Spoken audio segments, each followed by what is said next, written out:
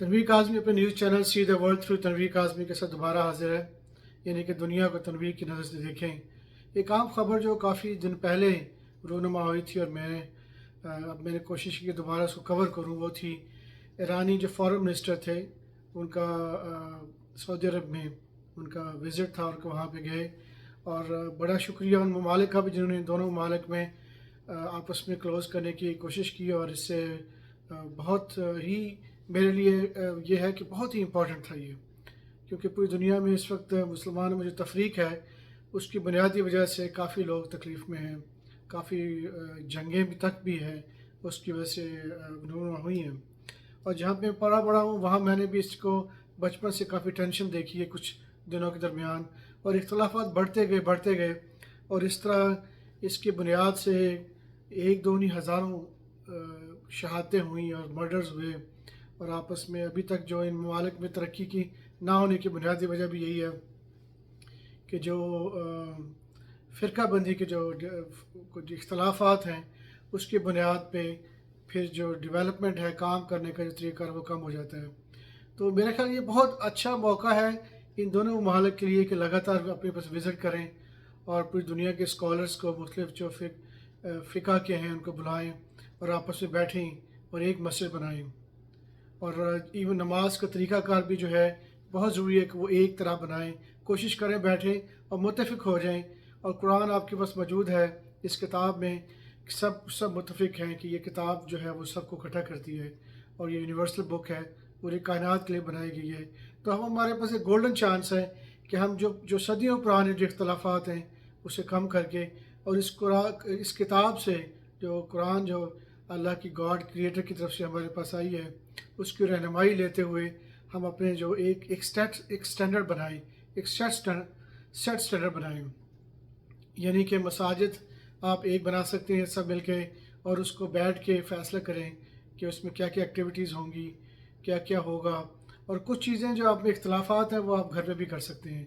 लेकिन जहाँ मसाजिद जो है, जो मॉस्क्स होती हैं, वो एक बड़ा पॉजिटिव रोल प्ले करती हैं एक सिटी के अंदर, मुल्क में, पूरी दुनिया में, कि वो दुनिया को इकट्ठी करती हैं, उनके मसाइल हल होते हैं। तो बहुत ज़रूरी है कि अब इनके आपस में जो है मिलें, बैठें और कोशिश करें कि अज़ान का तरीका भी अगर ये सब मिलके कुछ गिव एंड टेक करके, कुछ मैं लूँ, कुछ आप दें, कुछ आप लें, कुछ मैं दूँ, लो और दो की बुनियाद पे आप कुछ ना कुछ आपस में कम कर सकते हैं। आपस में जो एक स्टैंडर्ड जो है वो एक कर बना सकते हैं। याद रखें, कुरान फिर आपको रहनुमाई देता रहेगा, वो महफूज है, उसमें किसी को इख्तलाफ नहीं है। तो बहुत ज़रूरी है कि मसाजिद हम सब मिल के एक बनाएँ, उसमें सब में जाएँ और उसी में कुरान के ज़रिए वज़ू का तरीका भी आपको मिल जाएगा। और इसके अलावा कि नमाज कैसे पढ़नी है और इसका भी तरीका पूरा महफूज है, पूरी गाइडेंस मौजूद है।